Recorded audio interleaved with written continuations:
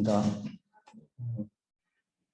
정심사 불교학당 부처님 생애 두 번째 시간입니다. 지난 시간에는 이 부처님이란 어떤 분이신가 하는 교리적인 내용을 잠깐 살펴보았습니다.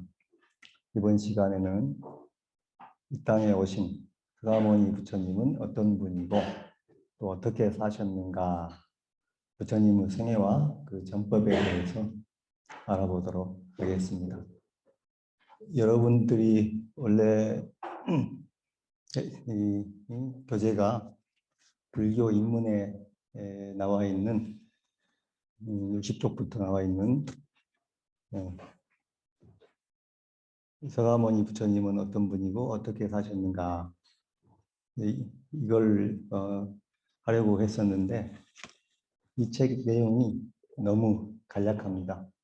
너무 간단해서 이거 가지고는 또 팔상성도의 성도를 따라서 개략적으로밖에 이야기할 수 없겠구나 싶어가지고 제가 이번 기회에 여러분에게 이 부처님의 생애라는 이 책을 개략적으로 전부 한번 소개해 줘야겠다 하는 그런 생각으로 이렇게 급히 PPT를 만들고 오늘 이렇게 할까 합니다.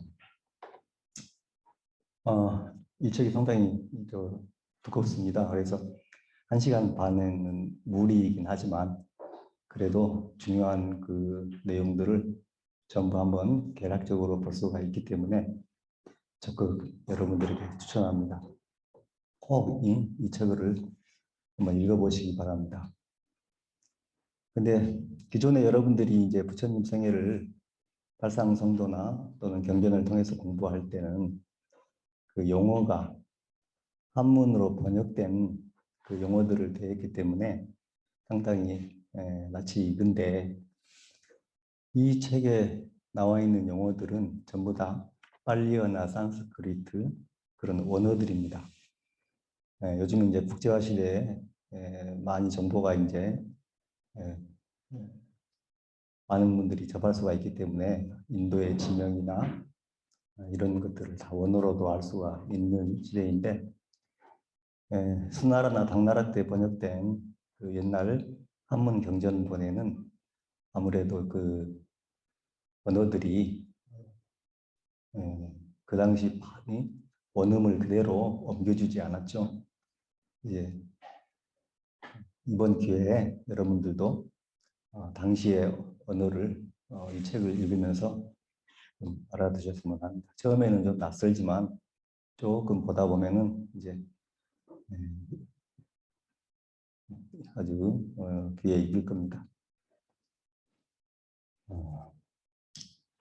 탄생과 성장입니다.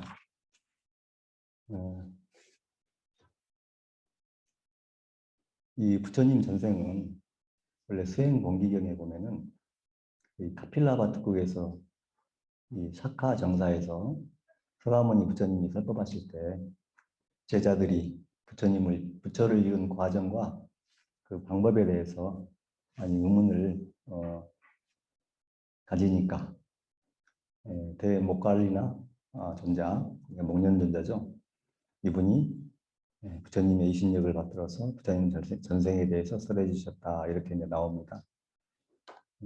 그런데 이제 오늘 소개해드린 이 책을 따라서 여러분들에게 소개를 해드리겠습니다. 우주가 생성되고 파괴되기를 91차례나 거듭하기 이전이라고 했습니다. 성주 개공을 하는 그 과정이 91번이나 반복되었던 그 옛날이라는 이야기죠. 대화와띠에 바람은 정년 스메다가 있었다고 합니다. 이제 스메다를 지난 시간에 잠깐 소개할 때 우리가 선해선이라고 소개했죠. 그런데 여기서는 이제 원어로 스메다라고 이렇게 이야기를 합니다. 그때 와사와띠 이 왕의 아들이 성불을 했습니다. 그분이 이제 디빵까라 부처님. 연등불이죠. 그분이 이제 고향을 방문하시는데 모두가 이제 부처님께 꽃을 공양합니다. 근데 꽃이 하나도 없어요. 그럴 때 이제 곱비 여인이라는 분이 7송이 꽃을 가지고 있어서 이 수메다 청년이 그걸 삽니다. 그럴 때 세세생생 부부의 인연을 맺는다고 약속하면 판다고 그랬죠. 그래가지고 그걸 이제 부처님께 공양을 하죠. 그래서 디빵가라 부처님이 수기를 내립니다. 이 수메다 청년한테 100거 후에 사바세계에서 열애, 무소차, 지진. 이 지진이란 말은 진리에 도달한다, 지극한 진리이다 이 뜻입니다. 등정각이 되어서 착가문이라고 불릴 것이다. 이렇게 수기를 내렸습니다. 그 후로도 23분의 부처님이 더 오시고 그때마다 모시고 23번의 수기를 받았습니다. 그때 운둔수행자, 비구승, 바라문장자, 용왕, 약하왕, 사자왕, 삭가천왕 이런 여러 가지 모습으로 지냈다는 이야기죠. 그리고 나서 이제 까사파 이 부처님 시절에 조띠빨라라는 이름으로 수행을 하다가 그 다음에 이제 도솔천에 탄생하십니다. 이 도솔천이라고 하는 것은 이 역계의 4번째에 있는 하늘이죠. 부처님이 오시기 전에 도솔천 내원궁에 계셨다고 하고 다음에 오실 미륵 부처님도 여기에 계신다고 합니다. 근데 그곳은 이 천인들의 키가 4유순, 1유순이 정확히 얼마인지는 모르겠는데 4유순이라는 큰 키에 우리 인간 세계의 400년이 그것은 하루 낮밤입니다. 거기에서 이제 이 보살 조띠빨라 그때부터는 이제 보살이라고 부릅니다. 4,000년 동안 천인들을 교화하시다가 때가 되어가지고 인간 세상에 내려오려고 살펴보죠. 그럴 때 이제 수메루 남쪽 잠부디바 이 사케아족 여기를 선택합니다. 거기에는 옥가카 왕의 후손들이 이제 왕국을 이루고 있는데 거기가 이제 카필라와트죠. 거기 이 왕은 수도다나 정반왕, 왕비는 꼴리아 왕족의 마야분 부인이 이제 계시는 곳인데 이곳을 선택해서 내려오셨다는 겁니다. 이 잠부디바, 연부제라는 것은 여러분들이 출근할 때 사바세계 남선부주 동양 대한민국 광주시 동구 울림동 무등산 중심사 이렇게 할 때 그 연부제가 잠부디바인데 승리산 아래 남쪽에 있는 그 나라라는 것이죠. 당시에 인도는 철기문화 유목민인 그 아리안족이 청동기 문화인 그 선주민들을 인도 남부로 축출을 하고 이 코살라국과 마가다국을 세워가지고 있었던 그런 그 시기입니다.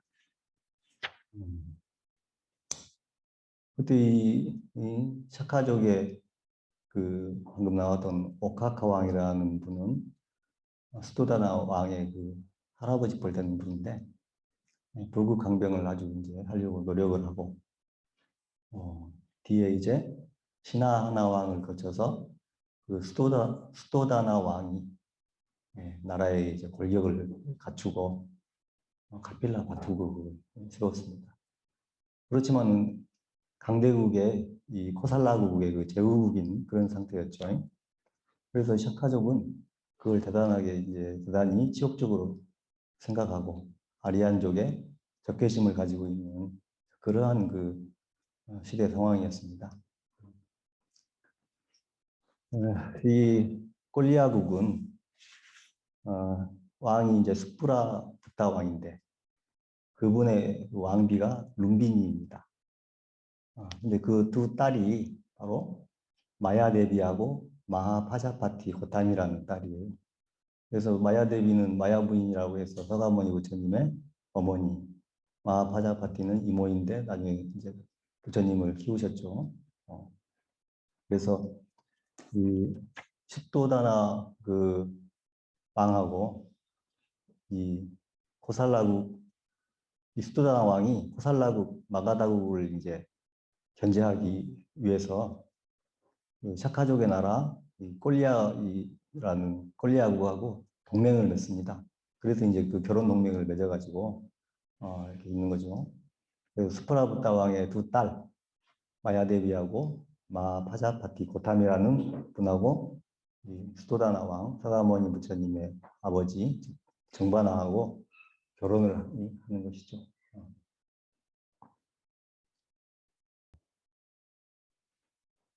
이제 이 선인, 선인이 이제 이 카필라바투국을 선택해서 이제 데려오게 됩니다. 그래서 이제 마야분이 태몽을 꾸죠.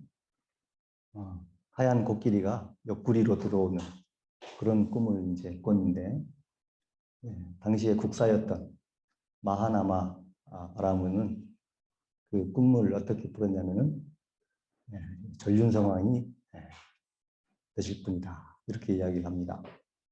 수도다당 왕이 얼마나 이제 기뻤겠어요.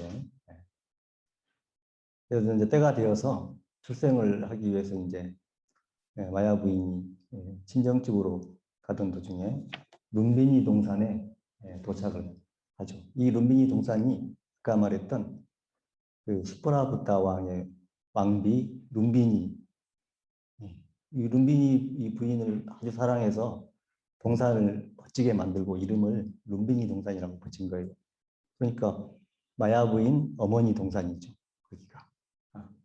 거기에 이제 다 도착을 해가지고 상기를 느껴서 우리 이제 무수 근심이 없는 나무라고 하죠. 이 나무를 아속가 나무라고 합니다. 아속가 그 아래에서 오른쪽 옆구리로 출생을 하셨다 합니다. 오른쪽 옆구리 출생했다는 것은 당시 이제 카스트 제도를 상징하는 거죠. 귀족이라는 것이죠. 왕족. 그때가 기원전 624년 4월 8일, 4월 초파일을 출생일로 합니다. 당시에 이제 태어나셔서 천상천하 유아독존 3계계고 아당한지 그런 선언을 하시는 것은 우리의 진정한 자아만, 진화만이 중요하다. 신 중심에서 우리의 인간 중심을 선언하신 것이고 또 계급 사회에서 평등 그 사회를 선언하는 그런 의미가 있는 겁니다. 요즘 태어나셔가지고 이제 닷새째 되는 날 8명의 바라문을 초대합니다. 그때 이제 7명의 바라문은 전륜성왕이나 부처님이 되실 것이다 이렇게 예언을 하는데 가장 막내였던 꼰단냐 이 바라문은 이분은 부처님이 되실 것이다 이렇게 예언을 하죠. 그리고 이 꼰단냐는 나이가 어렸기 때문에 나중에 부처님이 수행하실 때 따라가서 하는 5명의 수행자 중에 한 사람 바로 우리가 교진녀로 알고 있는 그분입니다. 꼰단냐가. 그리고 이제 나머지 그 4명은 그 7 바라문의 아들들 이렇게 해서 5분이 같이 가가지고 수행을 하죠.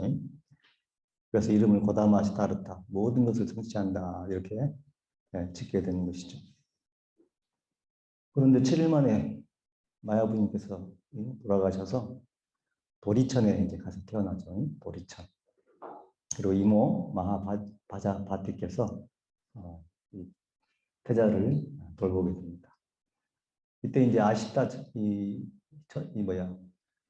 선인이 계셨는데 이분은 바로 수도다나의 아버지 시하한우의 그 제사장이었어요. 그리고 바로 수도다나 왕의 스승이었고 아주 대단하신 분이었죠. 이분이 이제 아주 그 제석천이나 막 도리천 신들의 환호 소리를 듣고서 이 태자가 태어났으면 알고 찾아와서 이 전륜성왕이 되나 부처님이 될 거라고 예언을 합니다. 그러면서 자기 조카 날라카라가 있는데 그 날라카한테 나중에 부처님이 성도하시거든 출가를 하라 이런 부탁을 하시죠. 자신은 부처님이 성도하시는 것을 못 볼 거라는 것을 알고 눈물을 흘렸다는 그런 이야기입니다.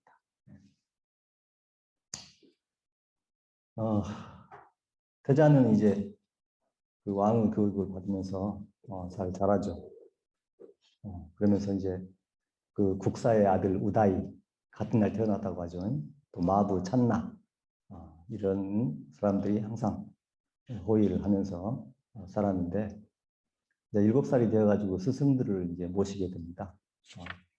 그때 위시와 미뜨라, 또 끄산 디데와 아르주나 삿바미따 이런 여러 그 스승들을 모시게 됩니다. 여기에서 이제 끄산 디데와라는 그 스승이 있는데 이분이 이제 바로 마야 부인과 같은 형제죠. 형제 자매. 그러니까 외삼촌이죠. 외삼촌께서 또 교육을 이렇게 전륜성원 교육을 맡게 됩니다. 이제 태자가 이런 훌륭하신 스승들을 모시고 또 이제 전륜성왕의 그 교육을 이제 받는데 태자는 부처님이 되기 위해서 인간세에 오신 분이라 아무래도 행동거지가 다르죠. 항상 그 명상에 잠기기를 좋아하고 세속을 싫어하고 고요한 것을 즐기고 하는 그런 성향이 나오는 거죠. 근데 이 사ఖ్야족은 이 한문으로 번역된 거 보면 그 아버지가 정관왕이잖아요. 반자가 들어갑니다. 그 쌀농사를 짓는 농업국가라는 것을 알 수가 있는 거죠. 그래서 농업이 중요하기 때문에 신홍제를 해가 되면 이제 봄철에 한다는 거죠. 12살 정도 되었을 때 신홍제에 참가해서 쟁기질을 하는데 거기에서 곤충과 새와 이런 모습들의 그 약육강식하는 모습을 보고서 조용히 잠부나무 아래에 가서 명상에 잠기게 됩니다. 그때 잠긴 명상은 나중에 고행을 끝내고 수행을 할 때 그 당시를 생각하는 그런 이야기들이 나오게 됩니다. 그래서 이제 태자가 나이가 이제 차서 결혼을 하죠. 19세에 결혼을 하는데 태자는 조건이 결혼할 뜻이 없기 때문에 까다로운 조건을 내세우게 되죠. 근데 그 조건에 그나마 조금 부합되는 그런 분을 찾습니다. 그래서 그분이 바로 단다파니의 딸 고파 또는 고땀이라고 하죠. 이분이 이제 첫째 부인이 되는 겁니다. 근데 왕자를 등산을 못해서 그 첫째 부인으로 정비가 되지 못하죠. 나중에 이제 라울라가 태어나니까 그 야소다라를 이제 이렇게 수호하는 그런 역할을 맡으면서 지내다가 부처님이 성도하고 와보니까 돌아가신 상태였습니다. 그리고 이제 두 번째로 이제 야소다라를 부인으로 만드는데 이 야소다라가 이 꼴리아국의 그 수프라부타 2세 즉 외삼촌이죠. 왕이긴 하지만 그분의 딸이에요.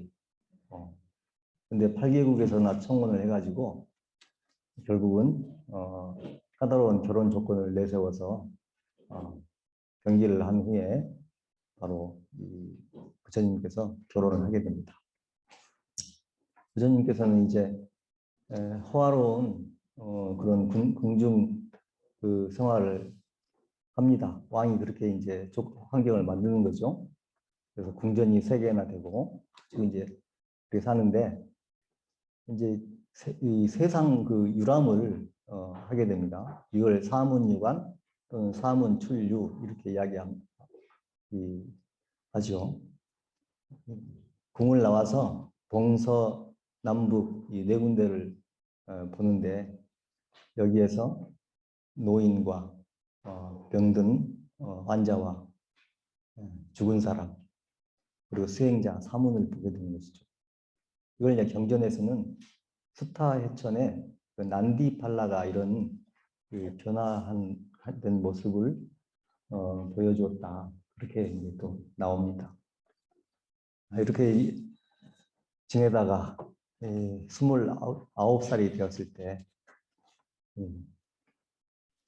라울라가 이제 태어나게 되고 부처님은 장애로다 하는 그런 단식과 함께 그걸 맞이하게 되는데 이 라울라가 태어나서 연애를 베풀고 그 연애를 베푼 뒤에 그런 그 적막한 모습 이런 그런 것들을 이제 보면서 출가의 마음을 더욱 굳히고 나가는 거죠. 그때가 이제 29살 BC 595년 2월 8일 그래서 음력 2월 8일이 출가제이라고 합니다. 그래서 찬나 마부죠. 마부를 데리고 찬타카라는 말을 타고서 성을 나오게 됩니다. 그래서 구도의 길을 떠나는 것이죠. 아노마 강가에 이르러 가지고 마부를 성으로 돌려보내고 자신은 이제 길을 떠나는 거죠. 그러니 이 카필라 바투는 얼마나 이 슬픔에 젖었겠습니까? 왕을 위시해서 바타 바티날지 야소다랄지 이렇게 해서 모든 분들이 이제 슬펐는데 왕은 당연히 설득을 하죠. 설득을 하는데 듣지 않고 아노마강을 건너가지고 이 말라족의 땅에 가서 사냥꾼을 만나가지고 옷을 갈아입고 그 아누비아라는 마을에서 7일 동안 머무면서 이 고행을 닦는 그런 사람들을 만나보게 됩니다. 거의 여기에는 고행하는 두 여인이 나와요. 여인도 출가를 하고 고행을 했다는 것을 알 수가 있겠죠. 여기서도. 그리고 나서 쿠시나라로 이제 갑니다. 그래서 이때 꼰단냐, 와빠, 바티야, 마하나마, 아사지 이런 5분이 수행을 해서 같이 공부를 하는 것이죠. 태자도 스승을 찾아가지고 외살리로 갑니다. 왓지 연맹의 땅 위대하족의 그 도시 미틸라라는 그 도시 근처에서 수행을 하는 그 박가와를 만났는데 그분들의 목적은 천상이나 훌륭한 가문에 출생하는 것을 목적으로 고행을 한다고 그랬어요. 우리 태자께서 바라는 바가 아니죠. 이미 훌륭한 가문에 태어났고 호화로운 생활을 또 해봤는데 그래서 이제 외살리에도 가가지고 그때 당시에 유명한 알라라 깔라마를 만납니다. 알라라 깔라마 자주 나오는 분인데 원어로 이렇게 들으면은 조금 생소하죠. 알라라 깔라마. 이분도 윤회를 벗어나는 그러한 수행을 명상 수행을 했습니다. 그때 이분이 16세에 출가해서 104년 동안을 수행했다고요. 당시 이게 120세라는 이야기죠. 그래서 어디에 도달했냐면은 무소유처정, 무소유처 삼매에 도달합니다. 세계사선이라고 하는데 이 상당히 높은 수행의 경지입니다. 이것도. 그런데 그것이 윤회를 벗어나는 그런 경지는 아니에요. 부처님이 이제 떠나죠, 다시. 어디로 가냐면은 마가다국으로 갑니다. 이 마가다국은 빈비사라 그 왕이 지배를 하고 있는 그런 땅이거든요. 근데 여기는 빈비사라 왕이 출가 사문들을 아주 잘 보호를 해줬어요. 그래서 많은 사상가들이 여기에 찾아와 가지고 수행자들이 많이 있는 것이죠. 근데 그 수행자들을 바라문들은 좋아하지 않았죠. 왜냐하면 바라문은 그 사성 중에서 가장 높은 계급이고 왕족보다 높은 대우를 받는 것인 사람들인데 이 사문들이 와가지고 또 새로운 이 사상을 진보적이고 혁신적인 그런 사상을 부르짖으면서 하니까 좋아하겠습니까? 상기에 그런 상황입니다. 당시에 그런 그 사문으로 유명하신 분들의 6명의 스승이 있었어요. 6명의 스승이 있었는데 그걸 보통 육사외도라고 합니다. 육사는 6명의 스승이란 뜻입니다. 육사가. 외도는 이제 불교가 아니니까 외도라고 하는 것이죠. 그리고 육사외도 외에도 62견 또는 또 360여 종의 여러 가지 이론들이 많았던 그런 시대입니다. 그리고 또 유명한 수행자 중에 우따까 라마푸따라는 분이 계셔요. 우따까 라마푸따. 이분도 고통으로부터 해탈을 위해서 그 수행을 하신 분인데 이분은 비상처 정에 이릅니다.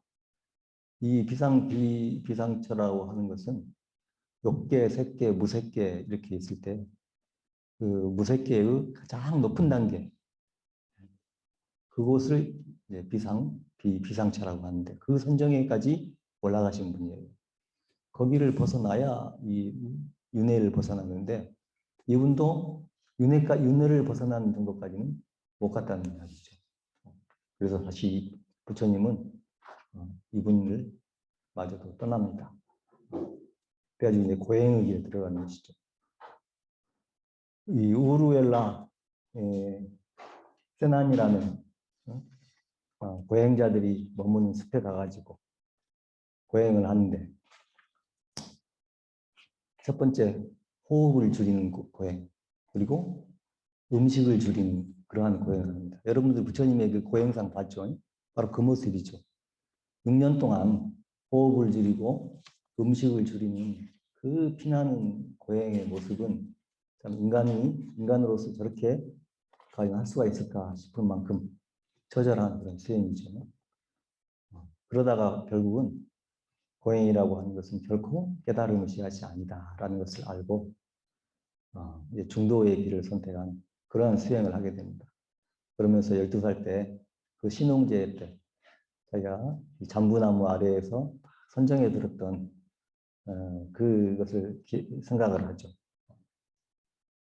그러면서 그러한 즐거움조차 우리가 두려워해야 하는 걸까? 그 선정의 기쁨, 그걸 생각하면서 이제 드디어 고행을 버리고 중도 수행으로 들어가는 겁니다. 이때 장군의 딸 수자타, 우리가 보통 목동 수자타 이런 식으로 이야기를 하는데 이 책을 보면은 장군의 딸 수자타로서 아주 높은 가문이었어요. 시녀도 있고 그분이 이제 잠을 자다가 토지신으로부터 빨리 성도하실 부처님에게 우유죽을 공양해라 하는 그러한 말을 듣죠. 그래가지고 우유죽을 공양을 하게 됩니다. 부처님께서는 이제 그 네란자라강의 색강 습바 띠따 거기에서 목욕을 하시고 우유죽을 딱 드시는 거죠. 그 기력을 회복하십니다. 그 모습을 본 다섯 도반은 고다마 시타르타가 타락했다 이렇게 이야기를 하면서 이제 떠나버립니다. 녹야원으로 가버리죠. 부처님은 보리수 아래에서 그 보리수를 피팔라 나무라고 합니다. 피팔라 나무. 그 피팔라 나무 아래에서 후사풀을 얻어서 이렇게 딱 깔고 거기에 앉아서 이제 다짐을 하죠. 결코 깨닫기 전에는 일어나지 않으리라 이렇게 맹세를 하고 수행을 하십니다. 이때 이 마라가 유업을 하고 이업을 하죠. 이 부분을 조금 더 설명을 해드려야겠는데, 우리는 보통 이제 마라, 마왕, 파순, 또는 빠삐요 이렇게 여러 가지 이름으로 알고 있습니다. 그리고 그 세 딸을 땅하, 아라띠, 라가 이렇게 알고 나오는데, 그것이 이제 우리의 욕망을 표현하는 가래, 혐오, 탐욕을 이야기합니다. 근데 이 마왕 파순이 우리가 생각하기에는 아주 나쁜 세계의 뭐 아수라 같은 그런 왕처럼 생각이 되는데, 사실은 이 파수는 욕계 제6천의 타화 자제천 왕이에요. 욕계 도솔천보다 더 높아요. 2단계나. 그 왕이 파순인데 이분이 성도를 방해합니다. 언뜻 이해가 되지 않죠? 이 정도의 왕이고 천상의 왕이면은 도리어 부처님 성도를 돕고 그걸 찬탄해야 되지. 와서 방해를 해? 참 처음에 이 정기를 읽을 때 좀 의아해하는 부분들이죠. 물론 성도를 할 때 많은 장애가 있다는 것을 압니다. 수행에도 많은 장애가 따르고 기도에도 많은 장애가 따르죠.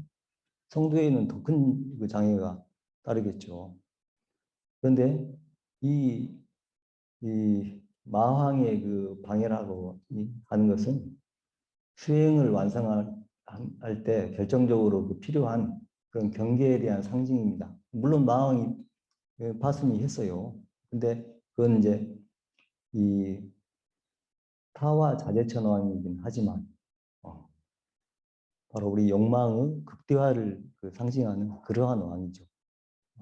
그래서 불법이 아주 강할 때는 마왕의 세력이 약해지고, 불법이 약해지면 마왕의 세력이 강해지는 것이죠. 그래서 이 마왕은 아주 성도를 방해하는 겁니다. 부처님께서는 보리수 그 아래에서 드디어 이제 깨달음에 이릅니다. 초선과 이선과 삼선, 사선을 이렇게 다 지내면서 그 인연법을 관찰하고 숙명통과 천안통과 누진통을 다 얻어서 드디어 태어나신 지 35년, 수행하신 지 6년째 되는 BC 589년 12월 8일 성도제일이죠. 이제 이때 깨달음을 얻게 되는 것입니다. 이 깨달음을 얻었으니까 천인들은 얼마나 이 찬탄을 많이 했겠어요. 이때는 마라 일족도 경의를 표했다고 나옵니다. 사천왕, 또 화공신들, 대지의 신들, 많은 사람들이 와가지고 이걸 축하를 하게 되죠. 부처님께서도 성도하신 후에 49일 동안 여러 나무 아래에 앉으셔서 그 즐거움을 누리시죠. 인연법을 관찰하고 12연기를 사유를 하고 이렇게 해서 지내시게 됩니다. 이때도 이제 마왕은 와가지고 열반을 권하게 되죠. 열반을. 이 마왕이 그렇게 이야기를 합니다. 부처님께서 깨달으신 내용은 일반 사람들은 모른다 이 말이죠. 그러면서 이제 깨달으셔서 부처님이 되셨으니까 편안하게 반열반에 드십시오 하고 이렇게 막 권하는 거죠. 그런데 이제 범천께서는 이제 법을 서해달라고 청하게 됩니다. 제석천을 이제 범천이죠. 그래서 부처님께서도 여러 이제 중생들을 관찰해보고, 중생들을 관찰해보면은 다들 불성을 가졌지만은 여러 가지 근기의 중생들이 있습니다. 인연이 없어서 설해도 알지 못하고 도리어 비방하는 그러한 중생도 있고, 그렇지만은 또 어떤 중생들은 언젠가는 이 법을 알 것이다 해서 이제 부처님께서는 법을 설하기로 마음을 먹습니다. 그래서 전법의 길로 가는 것이죠. 그래서 선언을 하시죠. 내 이제 감로의 문을 여나니 귀 있는 자는 들어라. 밝은 믿음을 버리고 이렇게 하시면서 전법의 길을 떠납니다. 여기서부터는 이제 또 노건 전법상이죠. 처음에 도솔레의 비람강생, 사문관, 설산수도, 유성출가, 설산수도 이렇게 이 5단계는 금방 지나가고 이제 노건 전법으로 이 전법상이라고 하는 이 전법의 길 45년 동안 펼쳐지는 여기가 사실은 아주 이제 중요한 정기의 대부분 차지합니다. 그래서 부처님께서 이제 와라나시로 떠나죠. 떠나기 전에 내가 이 깨달음을 누구에게 설할까 하면서 예전에 스승이었던 그 두 사람을 딱 권해보니까 알라라 깔라마는 7일 전에 우따까 라마푸타는 하루 전에 돌아가셨어요. 5 수행자들을 보니까 와라나시의 사슴동산 녹야원에서 아직도 고행을 하고 있는 그 모습을 보고 저리로 가야겠다 이렇게 해가지고 갑니다. 가는 도중에 그 우빠까라는 아지이까 교도, 아지이까를 믿는 사람이죠. 우빠까라는 사람을 만났는데 부처님을 만났는데도 이분은 인연이 없어서 제도 받지 못하고 그냥 무시하고 떠나가버리죠. 그래서 인연 없는 중생은 부처님이 와도 전법하지 못한다는 그런 이야기가 있습니다. 그래서 이 강가에 도달해가지고 뱃사공에게 강을 좀 건네달라고 했더니 뱃삭을 내라고 하니까 부처님 날라가지고 그냥 딱 건넜다고 하죠. 나중에 빈비사라 왕께서 이 말씀을 들으시고 수행자들한테는 뱃삭을 받지 말라고 그렇게 이야기를 합니다. 부처님이 깨달으신 부다가야에서 발언하시는 거의 300km의 이런 한 거리인데 여기를 부처님께서는 이제 가십니다. 녹야원에 이르러서 5 수행자들을 만나죠. 이분들이 여기 곶다마가 온다면서 처음에는 피했는데 그 모습을 보고 자신들도 모르게 절을 하고 맞아들이게 되면서 설법을 듣게 됩니다. 이때 부처님께서는 바로 중도에 대해서 8정도 정견, 정사유, 정어, 정업, 정명, 정정진, 정념, 정정 이런 8정도에 대해서 설하시고 또 사성제, 고진멸도에 대해서 설법을 하십니다. 이 설법을 듣고 아까 말했던 그 꼰단냐, 교진녀 부처님께서 태어났을 때 부처님이 되실 거라고 예언을 했던 그 바람을 나열했던 그분이 제일 먼저 깨닫게 되죠. 그래서 안냐따가 앞에 더 붙죠. 아야 교진냐, 알았다 하는 그 말이 안냐따 꼰단냐가 되시는 겁니다. 그를 뒤를 이어서 바빠, 바띠야, 마하나마, 아싸지 이렇게 이제 모두가 아라한이 되는 겁니다. 그래서 이제부터는 사문이 비구라고 부르게 되죠. 비구. 우리 불교에서 부르는 비구가 탄생하는 겁니다. 그리고 나서 이제 그 야사라는 사람이 등장합니다. 이 야사도 삶의 회의를 느끼고 이렇게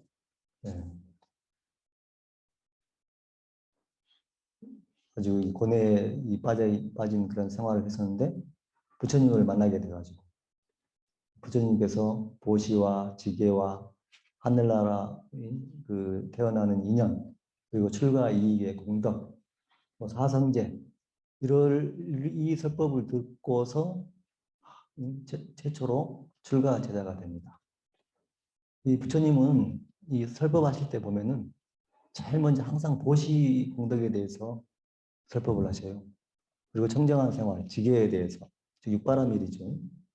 그리고 그럼으로써 우리가 하늘나라에 태어날 수 있다라는, 그러니까 그 근기를 처음에는 인천교라고 하죠. 사람의 도리와 하늘나라에 태어나는 그러한 도리, 거기에 대해서 먼저 설법하시고 나서 사선제, 이런 그 진리를 이야기를 하는 겁니다. 근기설법이죠.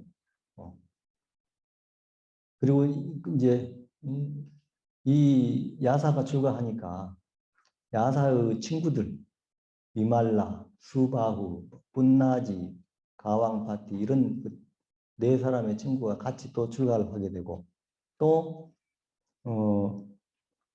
그 벗들 50명이 또 출가를 하게 됩니다.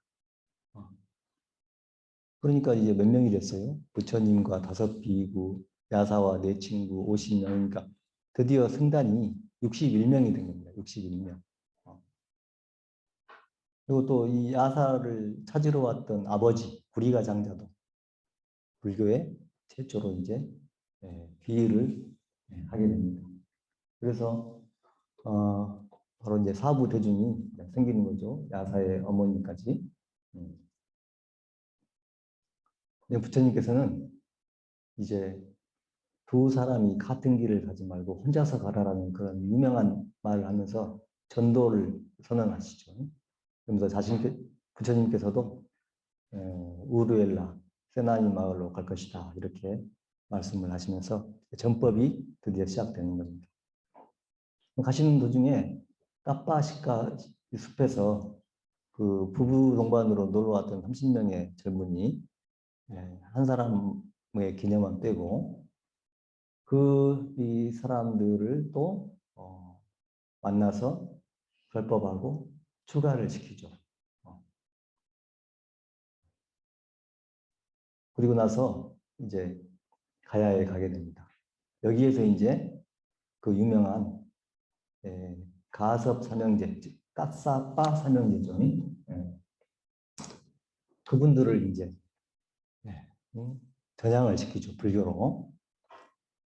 여기에 우루엘라 까싸빠, 나디 까싸빠, 가야 까싸빠라는 삼형제가 500명과 300명과 200명이라는 제자들을 즉 1000명을 거느리고 수행을 하는데 이 사람들이 이제 배화교입니다.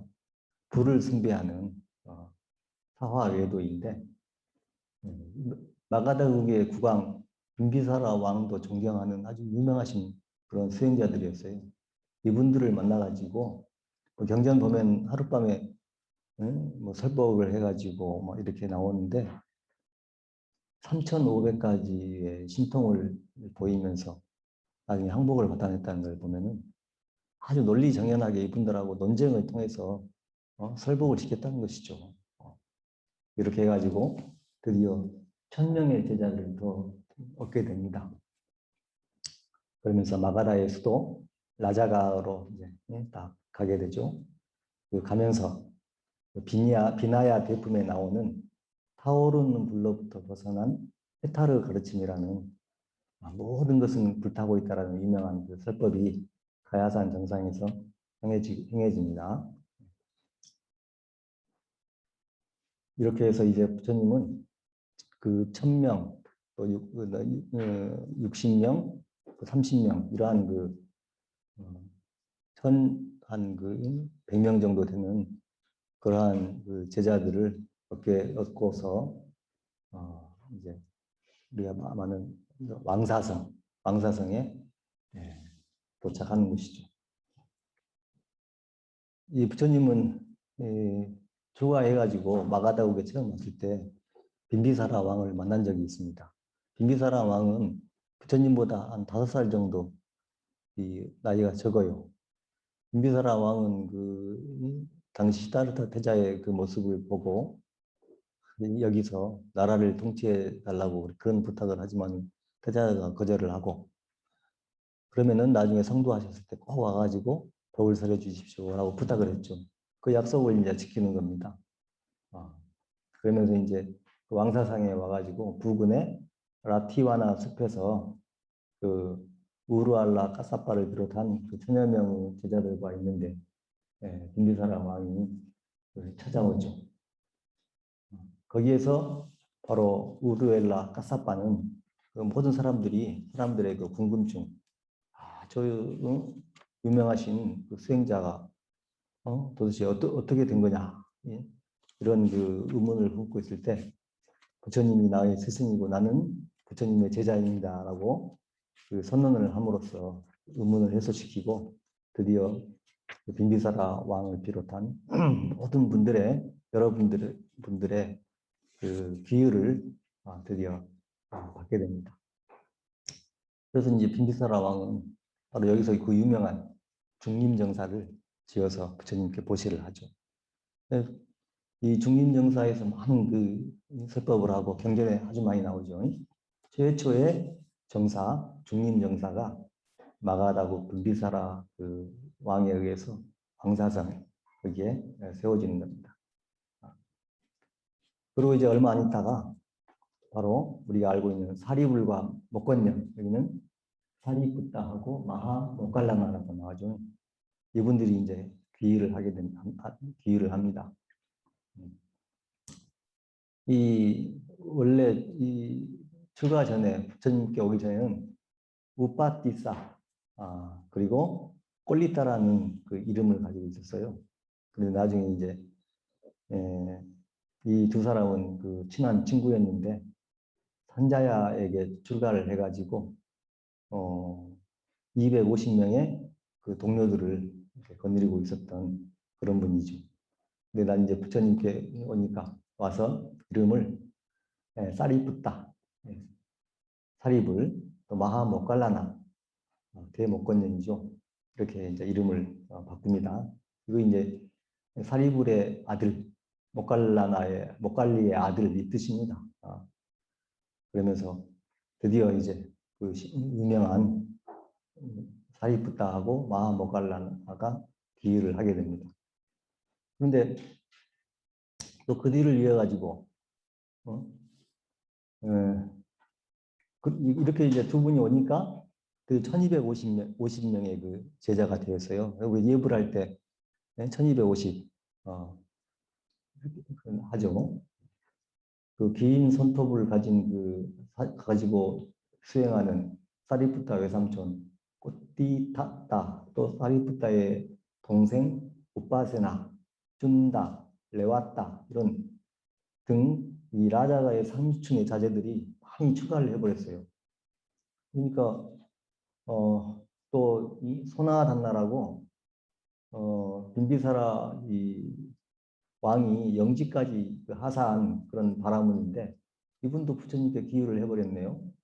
그러니까 이제 기존에 있던 많은 그 사문들, 외도들 그리고 출가해버려가지고 홀로 남은 부인들이나 그 어머니들 이런 여러 사람들이 이제 그 시기와 질투, 비난을 막 하는 거죠. 그리고 사리불과 이 마하목갈라나도 1000번째 넘어서 왔잖아요, 출가를.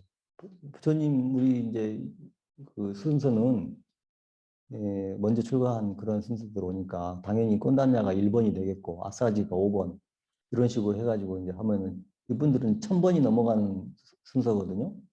그런데도 부처님은 이 둘을 굉장히 그 사랑하셨어요. 관심과 애정을 가지고 높은 서열에서 맡아야 하는 그러한 그 개경을 암송하는 그러한 것도 지키시고 그러니까 많이 이제 불만이 많았죠. 예나 지금이나 그런 건 다 똑같습니다. 부처님께서는 두 비구의 전생 이야기까지 이렇게 딱 하면서 이 사리푸타하고 마하목갈라나를 따르라. 두 분은 여러분의 사리불은 생모와 같고 목갈라나는 양모와 같다. 이렇게 그 이야기를 하죠. 이 사리불가 목갈라는 제가 이제 그 이야기를 빼먹었는데 추가할 때 아사지의 모습을 보고 깜짝 놀라서 아사지가 바로 마승비구라고 나와요. 바로 5비구 중에 늦게 깨달으셨던 그 아사지 그분의 그 위엄을 보고 아라한은 저러한 모습일 것이다. 스승은 누구시고 어떤 가르침을 받았습니까? 이렇게 물어봐가지고 나서 이제 출가를 하게 되거든요. 그래서 그 아사지를 평생 동안 아주 은혜로운 스승으로 잘 모셨다고 그렇게 합니다. 그리고 이제 이어서 마하카사빠가 기여합니다. 마하카사빠는 바로 여러분들이 잘 아시는 마하가사. 이 어느 날 이제 부처님이 그 중림정사를 나와가지고 라자가를 벗어나서 니그로다 나무 아래 딱 계시는데 그때 이 마가다구 마하띠따 바라문의 아들 삐빨리 이분이 이제 마하가사빠의 전 이름이죠. 8세부터 수행을 하고 바타 까빌라와 결혼했지만은 두 분 다 수행의 마음을 두고 있다가 부모가 돌아가시니까 삐빨리하고 바타 까빌라는 같이 출가를 합니다. 그래서 삐빨리는 오른쪽으로 하고 이 바타 까빌라는 왼쪽으로 가기로 해서 이제 걸어가다가 부처님을 만나게 됩니다. 부처님은 이제 가섭이 출가한다는 것을 알고 거기서 기다리셨던 것이죠. 바로 상수 제자, 법을 이을 제자. 그러면서 그 자리에서 일주일 동안 함께 계시면서 법을 설하고 8일째 마하가사빠가 되는 거죠. 이제 깨닫게 됩니다. 그리고 부처님께 바로 가사를 공양을 하죠. 그래서 그 유명한 마하가사빠의 부처님께 기의가 여기에 나옵니다. 이 교단이 작았을 때는 부처님이 설레 비구, 오라 비구요 이렇게 해가지고 출가가 이루어졌는데 교단이 확장되니까 그때부터는 불법승께 기의합니다라는 그런 명세를 하고 출가를 했죠. 그러다가 이제 점점 커지니까 이제는 지금처럼 출가할 때 화상을 선택합니다. 어떤 화상을 정해가지고 지금은 말하면 은사죠. 선택을 하고 또 근데 화상을 선택해가지고 하는데 그 화상이 돌아가실 수도 있고 그만둘 수도 있고 뭐 여러 가지 그 변수가 생겨요. 그래서 그 아사리라는 증명법사죠. 그분들을 이제 다시 이제 그 선발을 합니다. 그래가지고 이제 출가를 하게 되면 내가 언제 어디에서 어떤 화상과 어떤 아사리를 모시고 출가했다는 것을 꼭 알아야 됩니다. 또 이제 어린 그 애들도 출가를 많이 했는데 어린 애들은 적응을 못 해가지고 추위와 굶주림을 호소하고 그러거든요. 그래서 20살이 넘은 사람은 구족교를 받고 그 아래는 3위로 교육을 시키는 그런 제도도 마련하고 또 보름마다 한 번씩 모여가지고 계율을 암송하는 포사를 하고 또 이 우기 때는 돌아다니지 않고 안거를 하고 안거가 끝나면은 자잘못을 이렇게 비판하는 자자를 하는 그런 여러 가지 계율들이 제정이 됩니다. 승단이 크게 되면은 당연히 여러 가지 제도가 정비되어야 되겠죠. 이렇게 있다가 이제 이 책에는 이 성도 2년째 두 번째라고 나오는데 다른 또 책에는 6년째라는 말이 나오기도 합니다. 근데 이제 이 부처님께서 이 성도하셔서 마가다국에서 라자그리아에서 아주 여러 그 빈비사라 왕의 기의를 받아서 설법을 하면서 참 지내신다는 그런 소문을 들었죠. 이제 이 부왕 스투다나 왕이 이제 초대를 하죠. 그런데 초대하려고 이제 사신들을 파견하면 사신들이 전부 출가해버려요. 안 와. 요즘 우리 그 화봉차사처럼. 그래서 이제 깔루다이를 파견합니다. 깔루다이 꼭 가서 부처님을 모시고 와라 하고, 깔루다이도 가가지고 부처님께 청하는데 바로 청하지 못하고 한참 지나가지고 부처님에게 고향을 방문해 주실 것을 청하죠. 그래서 부처님도 승낙을 하고 깔루다이를 먼저 보내죠. 이 라자가에서 카필라와트까지는 60유순이 걸린다고 합니다. 아니죠. 60유순의 거리. 2달이나 걸리는데 거기를 갑니다. 가가지고 왕궁으로 들어가지 않고 니그로다 숲에 머물러요. 그러면서 걸식을 하네요. 그러니 이 수도당의 왕은 왕족인데 그런 모습을 보고 그냥 실망하고 화가 났죠. 숲에 찾아갔는데 거짓대들이 모여서 앉아 있는 그런 모습인 거예요. 그런데 옆에 가서 보니까 그 위험, 그런 것에 보고 이 자연스럽게 귀의를 하게 되고, 근데 또 걸식을 하는 것도 못마땅히 했는데 이것은 우리는 이 사문의 전통이다. 그런 이제 이야기를 하면서 설명을 합니다. 거기에서 이제 야소다라도 만나고 또 이 부처님의 그 사촌 동생에 난다가 있었는데 난다가 이 석가정 미녀 자나바다 갈량이라고 하고 나오네요. 결혼식을 하는 날인데 부처님이 찾아가요. 그래서 난다가 이제 공양물을 바루에 드렸는데 바루를 안 받고 그냥 가시니까 부처님 바를 때까지 따라가야 되거든요.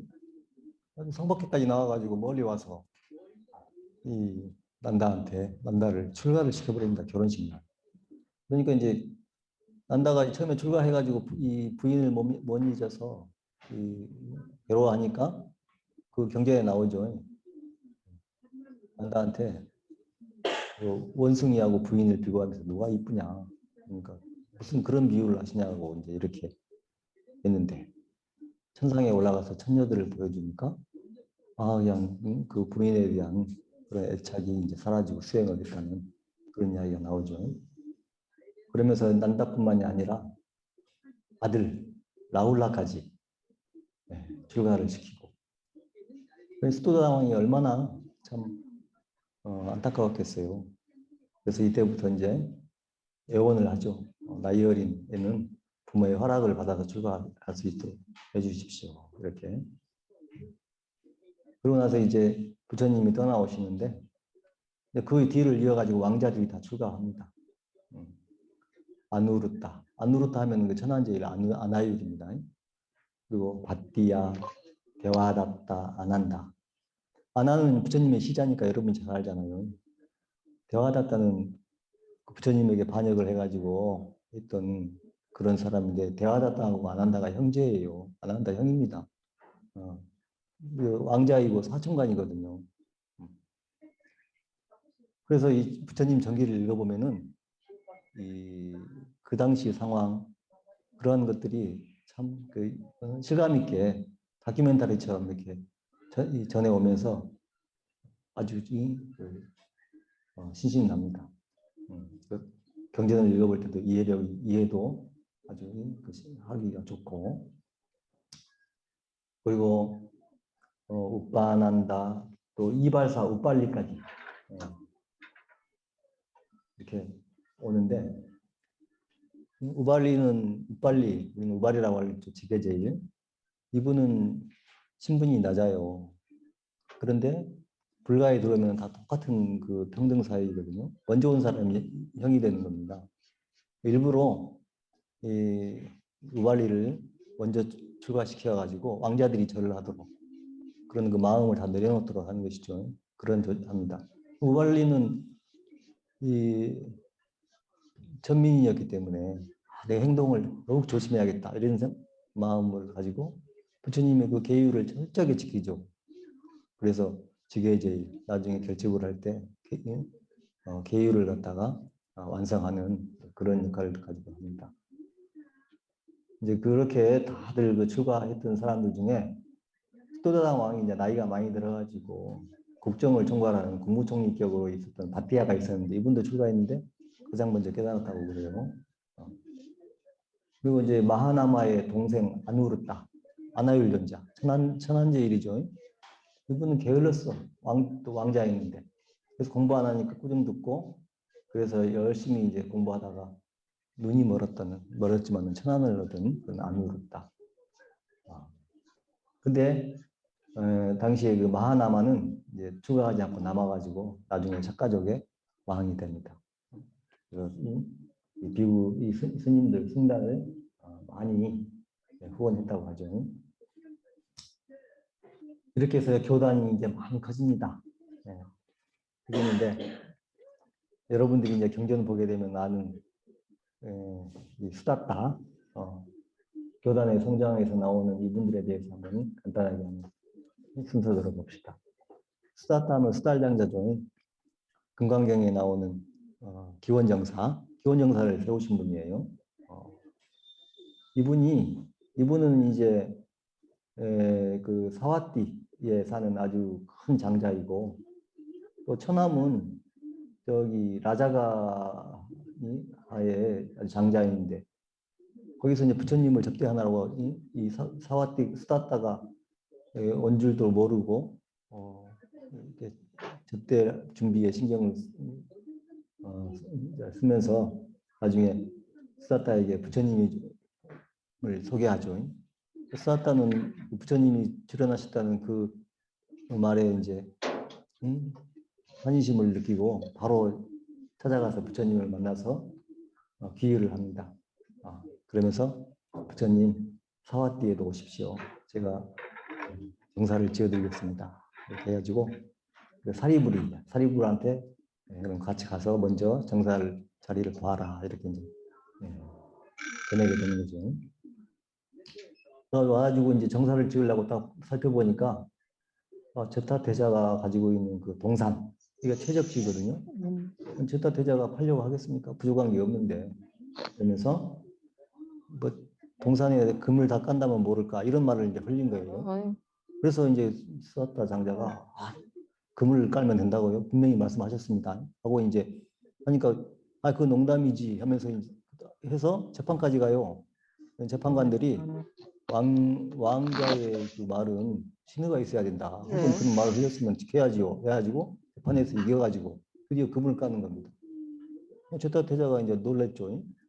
도대체 어떤 분이 이게 무슨 목적으로 금을 까느냐. 그래서 이제 부처님에 대한 이야기를 듣고 그렇다면 내가 나머지 동산을 기증하겠다. 이렇게 해서 이제 이 수다타 대자하고 제타 대자가 함께 합작을 해가지고 기원정사를 만듭니다. 기원정사를 세우죠. 그래서 우리는 그 기원정사가 이제 나오고 이것을 그 아나타 빈디카 극고도 또는 기수극 고도권 이렇게 이제 이야기를 합니다. 그래서 이 정사가 기원정사가 완공됐을 때 부처님이 오셔가지고 설법하셨을 거 아니에요. 중궁시에. 그때 이 수다타 장자의 조카가 와가지고 설법을 듣고 귀의를 합니다. 그분이 바로 수보리예요. 수보리. 금강경에 나온 수보리. 그는 이 수다타가 있는 이 기원정사가 있는 여기는 이 꼬살라국이거든요. 꼬살라국은 파세다나 왕이 지배하는 곳입니다. 꼬살라국이. 파세다나 왕이라고 하면 잘 모르는데 여러분 파사이광 하면 금방 알아요. 부처님하고 나이가 같아요. 파사이광이. 이 파사이광이 이분에 대해서는 아주 여러 군데서 많이 나와요. 그만큼 부처님과 인연이 깊어가지고 이 파사이광의 아버지가 마하코살라인데 이분이 이제 마가다국 군주 빈비사라 왕한테 자기 딸 외대이를 시집 보냅니다. 파사이광의 누이죠. 외대이는 그 자주 나옵니다. 이분은 유명해서. 그래가지고 정치적인 동맥을 맺어요. 그러면서 지창금으로 이 비단이 많이 나는 그 가시를 빈비사라 왕한테 줍니다. 그리고 또 빈비사라 왕은 그 누이를 빈비사라 왕의 누이를 아들 빠사나디하고 이렇게 결혼을 시킵니다. 족보를 따져보면 좀 복잡하죠. 근데 그 당시에는 이제 그렇게 된 겁니다. 이 빠세나디 태자, 즉 빠세나다 이 왕, 우리 말하는 파사이 왕은 간다라에 뭐 타카실라에 유학을 해가지고 아주 국제적인 감각을 지닌 실력자라고 이야기하고 나중에 이 왕이 되어가지고도 아주 정치를 잘했어요. 그래서 이제 그 자기 처남이죠. 마가다국 빈비사라 왕한테 그 당시에 억만장자였던 멘다카라는 사람이 있었는데 그 사람의 아들을 코살라국으로 오라게 해가지고 거기다가 새로운 도시를 건설합니다. 상업도시를. 이렇게 이제 부국강병에 아주 힘을 쓰죠. 그리고 많은 그 종교적인 그 지도자들한테 땅을 하사해가지고 종교를 후원을 하고 왕비도 여러 명이 있었는데 첫 번째는 빈비사라 왕의 그 누이하고 결혼을 했죠. 또 사와띠의 명문가 사와띠의 명문가 우삐리 또 제타테자 이 기원정사를 지었던 제타테자의 어머니 아르시카 또 사와띠 정원사의 딸 말리카 이런 여러 사람들이 있었어요. 여기에 이제 바로 또 말리카가 또 등장을 합니다. 말리카. 왜냐하면 말리카는 다른 경전에서 나오는데 말리카가 부처님에게 기유를 했어요. 그래가지고 빠세나디 왕에게 부처님을 좀 뵙시다. 이렇게 이제 권하는데 이 빠세나디 왕이 이제 기원정사를 방문해가지고 부처님을 만나죠. 그때 유명한 왕자, 독사, 불시, 수행자의 이야기를 딱 하게 됩니다. 세상에서 무시하지 말아야 될 그 네 가지 왕자와 독사와 불시와 그 수행자의 이야기를 하는 것이죠. 그러면서 그래도 이제 이 빠세나디 왕은 처음에는 부처님에게 바로 기여를 안 합니다. 다른 자기가 만나본 많은 종교 지도자들은 내가 깨달은 부처다 이런 말 안 했는데 부처님께서는 그렇게 하신단 말이에요. 이건 아니지 않냐 이런 생각까지도 가지고 있었죠. 그러다가 나중에 이 말리카가 이제 설득을 많이 하고 사랑과 은혜가 근심과 슬픔의 씨앗이 된다라는 그러한 그 이야기에 대해서 설명을 하는 과정에서 빠세나디 왕은 드디어 부처님께 기의를 하고 그리고 산란나무 숲에다 정사를 건립해 가지고 부처님에게 이제 드리게 되는 겁니다. 이 빠세나디 왕에 대해서 길게 나온 이야기가 워낙 이분이 부처님과의 그 관계에서 많은 이야기들이 있으니까 그런 것 같습니다. 부처님은 이제 그 뒤로도 이제 많은 그 분들을 만나면서 전법 활동을 이어갑니다. 그래서 외살리에서는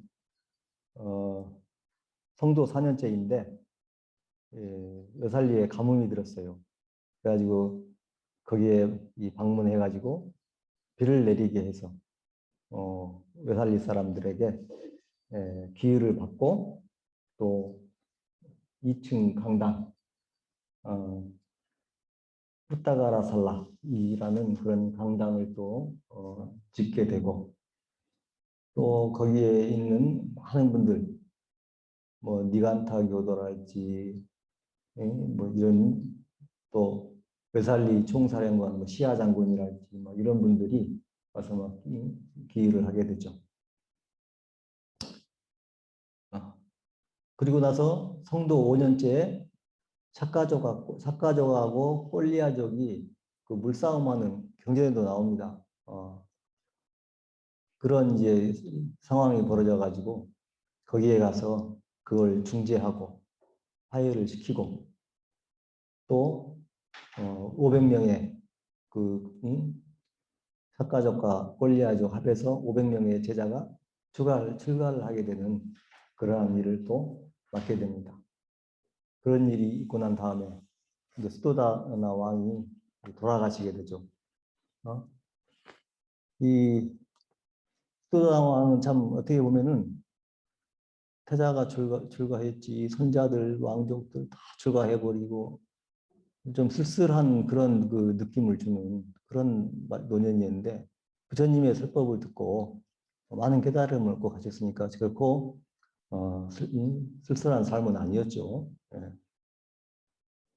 여기 스도다당 왕이 돌아가시니까 남아있는 사람들도 이제 특히 양어머니, 부인 등등 많은 왕족의 여자들이 출가하기를 권하는데 스님이 안 들어주려고 했어요. 아난이 그 3번이나 권해가지고 결국은 여러 가지 까다로운 조건을 내세워가지고 출가를 시키죠. 나중에 마하가섭에게 아난존자가 비난을 들은 것 중에 하나입니다. 그렇게 해서 이제 비군이 승가까지 탄생하게 됩니다. 비구, 비군이, 우바세, 우바이, 사부 대중이 이루어지는 것이죠. 그리고 성도 6년째 됐을 때 나자가의 그 중림정사에 계실 때인데 이 마가다국 빈비사라 왕에게는 그 3명의 그 왕비가 있었습니다. 나중에 이 책을 보면서 한번 여기에도 재미있는 이야기들이 있으니까 한번 읽어보시기 바랍니다. 그 중에 이 3번째 왕비 케마가 처음에는 부처님을 싫어했어요. 왜냐하면 저 부처님 보니까 저 자식도 버리고 야소다라도 버리고 또 설법할 때 들어보면 뭐 여인을 종기나고 피고름 나는 그러한 가족부대다라는 식으로 비유를 하고 아주 그 뭐랄까 좀 여자가 듣기에 기분 나쁜 그런 설법을 하는 거예요. 이제 아주 싫어했는데 나중에 이제 궁금해가지고 중림정사를 한번 살짝 모르게 방문해보죠. 여기에서 부처님을 만나가지고 이제 기획까지 하게 되고 나중에 신심이 딱 충만해가지고 이 빈비사라 왕한테 왕이시여 제가 출가하고 싶습니다라고 청하기까지 합니다. 왕도 나중에 참 종애하는 부인이었지만은 아주 성대하게 출가식을 치러주고 그래서 비운이 제자가 하는데 제일 가는 지혜를 가진 사람이라는 그러한 칭호를 받게 되죠. 그것뿐만이 아니라 부호 위사카의 아내랄지 또는 뭐 숙가 비군이랄지 왕 케마의 그 친구 비자야 비군이랄지 많은 분들이 출가를 하게 되죠.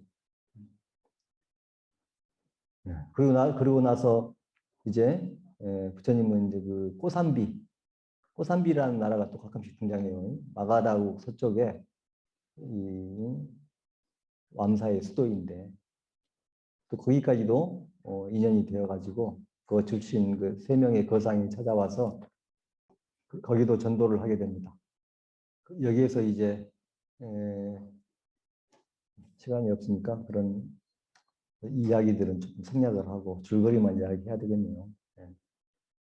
그러다가 이제 나중에 아완띠국에 그 짠다 빠또따 왕이라는 분이 계셨는데 이분이 부처님을 초대하기 위해서 까짜나와 7사람의 사신을 파견했다고 합니다. 여기에 이제 까짜나 가전년이 나와요. 가전년 노누제일이잖아요. 이 까짜나가 우쩌니 출신 국사의 아들인데 흑인이었다고 합니다. 논리적 사유하고 언변이 아주 뛰어난 그러한 능력을 가지신 분인데 이분이 이제 부처님께 방문해가지고 까짜나에 와주십시오 하니까 부처님이 거기는 당신 까짜나 너 혼자 가도 된다.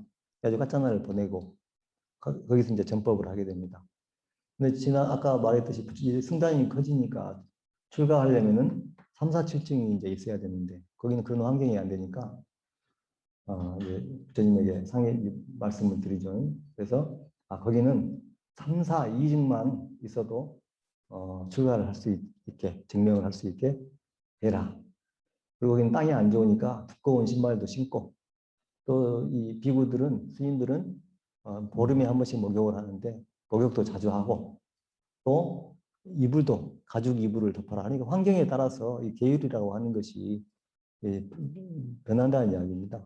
인도 같은 그런 땅에서는 옷 세 벌만 있으면 되는데, 또 추운 지방에 가니까 가사장사도 만들어져 있고, 인도에서 나무 아래에서만 수행해야 되는데 정사를 짓고 우기를 보내기도 하고, 이런 데서는 이 북방은 또 남방까지도 해야 되겠잖아요. 다들 이렇게 상황에 따라서 계율이 이렇게 융통성 있게 적용되는 것을 알 수가 있습니다. 부처님은 바라문 소녀 찐짜가 임신했다고 뭐 하는 그런 모함까지도 받게 되는데 나중에 진실이 밝혀지죠. 그런 것도 있고, 또 이 성도 7년 때는 7년째라고 했습니다. 이 숫자가 늘어나가지고 여러 가지 문제가 발생하니까 이때 이 33천, 즉 마야문인이 태어나셨던 그곳에 가셔가지고 천녀들에게 설법을 했다는 그런 이야기가 나옵니다.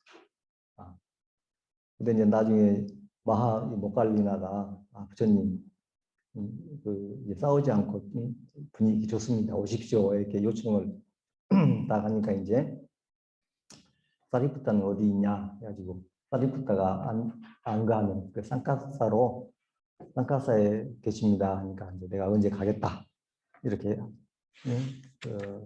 이야기를 해가지고 이제 내려오시는데, 여기에 이제 수부티 이야기가 여기 이 책에서는 딱 한 번 나오더라고요. 그 이야기 나오죠. 모두가 다 이제 부처님 맞이하려고 가는데 수부티는 해공제일이잖아요. 공사상을 아주 잘 아는 그런 제자라서 내가 부처님 형상을 보는 것이 영접이 아니다. 형상을 보는 것은 하면서 이제 마음으로 부처님을 영접하는 그 이야기가 나옵니다. 낙견, 재상, 비상, 직견열애 하는 그런 금강경의 사구가 있잖아요. 바로 그런 이야기를 이야기하는 것이죠. 그러면서 이제 부처님은 여러 제자들을 이제 가르칩니다. 가령 소나 꼴리 이사라는 그러한 제자에게는 악기를 연주하듯이 팽팽하게 당기지도 말고 느슨하게 하지도 말고 공부해라 하는 그런 이야기도 하고, 또 성도 8년째는 과거 500생의 부모님이라는 그 노인 부부가 찾아와가지고 막 아들처럼 대하니까 그분들을 이렇게 다 기회를 받고 또 잘 이분들의 공양을 받으면서 지내죠.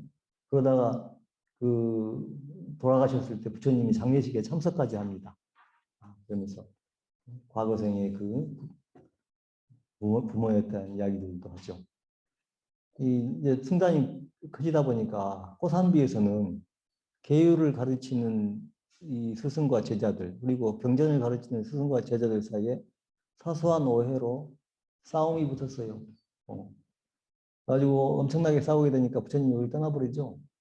나중에는 이제 신도들까지 아이고 저 뭐 안 되겠다 아주 고개를 돌리니까 그때서 화해하고 화해를 하는 그러한 사태까지도 있었습니다. 그리고 또 세력이 커지다 보니까 끊임없는 도전, 비난 이런 것들도 막 더 같이 커지는 것이죠. 그러면서 이제 또 지내는 중에 농사 짓는 바라문에 그 이야기가 나오죠. 나는 씨앗을 뿌려서 농사 지어서 먹고 삽니다. 부처님 당신도 그렇게 하시지요. 이렇게 이야기하니까 부처님도 나도 그렇다 하는 그런 개성이 있죠. 그 말을 듣고 그 바라문이 출가를 하고 해서 제자가 되고. 그리고 이제 내용이 너무 많네요. 이제 부처님께서는 외란자에서 이 안거를 하시고, 또 이 소치는 다니아를 만나서 개성을 읊어주시고, 또 죽은 그 아들을 안고 와서 괴로워하는 부인을 갖다가 설법을 해가지고 비사 곶담이라는 비구니로 이제 주가를 시키기도 하죠. 이 기사 걷다미는 남루한 옷을 입고도 만족한 삶을 사는 제일이다 이렇게 칭찬을 들었었고, 또 하인과 도망갔다가 돌아오다가 남편 자식이 다 이렇게 죽어가지고 인생의 그 비참함을 맛본 빠따짜라라는 그 비구니, 이분은 설법과 두타임에 뛰어났다고 합니다. 부처님은 성도하신 뒤에 많은 시자가 있었어요. 20년 동안에. 그 이야기도 나옵니다만은 처음에 꽃년다부터 시작해가지고 많은 그 시자들 20년째 됐을 때 이제 부처님이 이제 진짜 이제 시자를 선택을 합니다. 그때 이제 아난이 뽑히는 거예요. 부처님 성도하고 나서 20년 뒤에 아난이. 그리고 또 많은 그 훌륭한 우바이들, 부인들의 이야기들이 이 책에는 아주 재밌는 이야기들이 많이 나와요. 진리의 어머니 미사카도 나오고, 또 살인자 앙굴리 말라에 대한 이야기도 나오고, 꽁통을 지던 니디 이야기, 또 항상 누더기 걸치고 수행하시는 바로 마하카사파. 마하카사파가 이렇게 딱 성도 27년째, 이분은 처음부터 아주 그 두타잉으로 제일인데 같이 안 살고 한 속에서 두타잉 하시는 분이에요.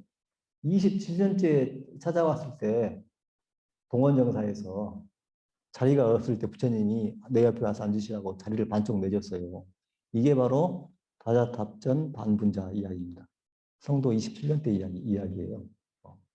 그러면서 공부 안 하고 싸우는 잘못하는 사람들은 바로 똥치는 막대기하고 같은 시체를 태우는 막대기들이나 다름이 없는 것이다. 라면서 부처님의 그 제자들에 대한 질책도 나오고, 또 사촌이지만 부처님께 그 반기를 들었던 대화다타의 반역 이야기도 나옵니다.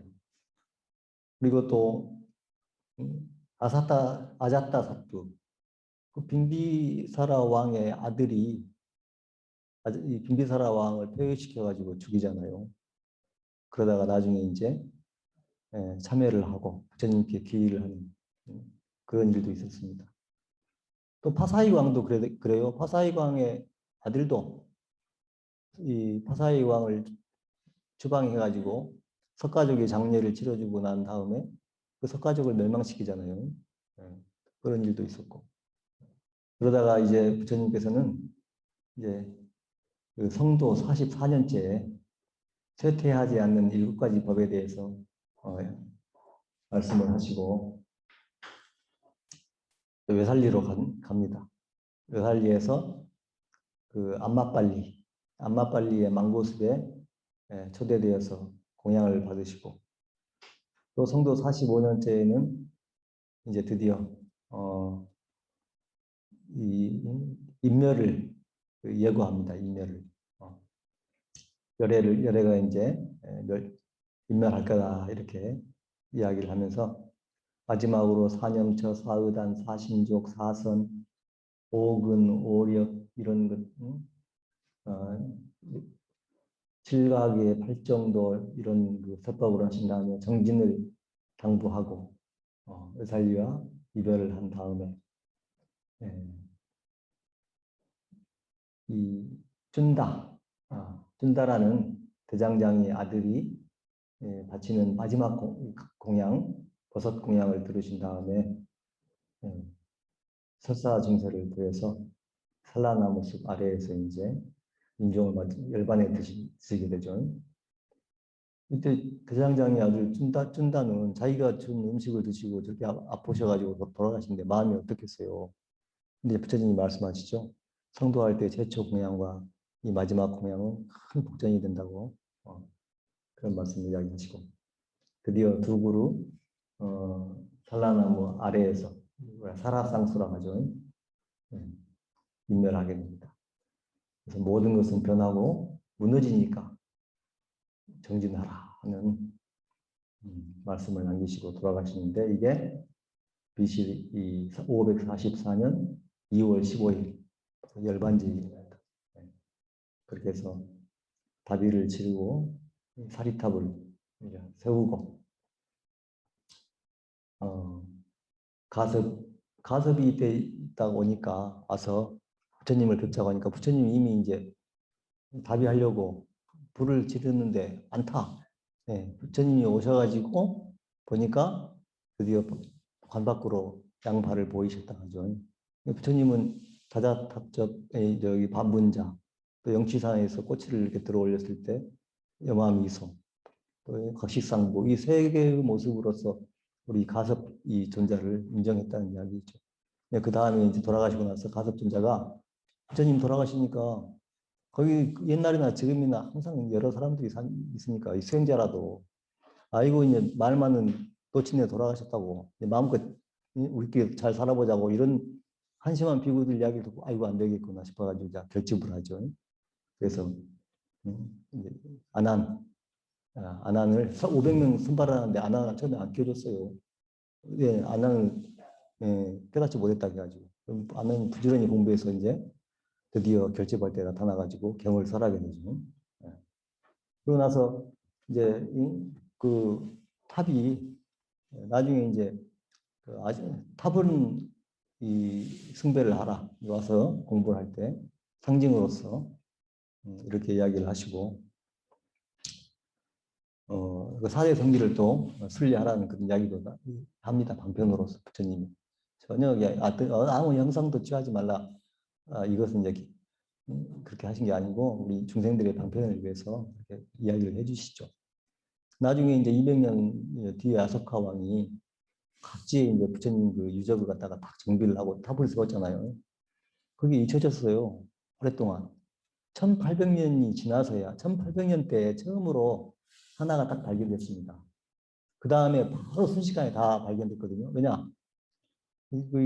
현장 스님 아시죠? 인도 유학했던 현장 스님. 삼장법사 선호공 이야기로 유명하잖아요.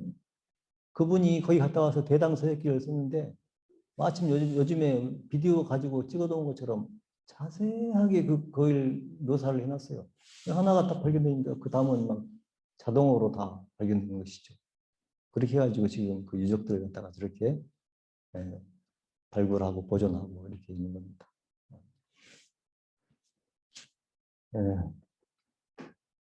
오늘 사실은 한 20분까지 해야 된다고 이 시설 때문에 했는데 하다 보니까 아직도 다 못했습니다. 하지만은 안타깝지만은 1호까지 마치고 여러분들이 이 책을 꼭 읽어보세요. 지난 시간에 이야기했듯이 홍법TV의 심산 스님이 이 책을 처음부터 끝까지 차근차근 읽어주시면서 설명해 주시는 그런 것이 유튜브에 있습니다. 홍법TV 심산 스님 30분의 강의에서 아주 자세하게 하시니까 천천히 한번 음미를 해보시면서 부처님은 이렇게 사셨구나. 여러분들이 어떤 신화적 의미의 그러한 경전들을 보면서 환상에 젖으면 안 됩니다. 지난번에도 이야기했듯이 부처님은 화신의 그런 그 모습으로 우리 인간의 모습으로 육신의 몸을 받아서 인간의 생로병사를 그대로 보여주시는 그 진리의 그런 과정을 우리에게 보여주신 겁니다. 그러니까 그 역사를 잘 알수록 더욱더 신심이 나는 것이죠. 부처님도 이랬는데 부처님이 아파 계시니까 이렇게 물어보는 사람이 있어요. 부처님은 성인 깨달으신 분이신데 왜 그 고통을 받고 계시냐고. 그러니까 그러죠. 대지는 변하지 않지만 집은 허물어지듯이 나의 진리의 몸은 그대로지만은 이 육신은 지수화풍이라 이러한 고통을 받는 것이다. 이렇게 말씀하셔요. 그런 걸 보면은 우리가 설령 몸이 아프더라도 몸은 병들었어도 마음은 병들지 않는다라는 그러한 그 말들을 이 부처님 전기를 읽어보면서도 다시 한번 알 수가 있습니다. 이번을 기회로 여러분들이 부처님 생애에 대해서 조금 더 깊은 이해를 하시면서 불교 공부에 더욱더 정진하시기를 부탁드립니다. 감사합니다.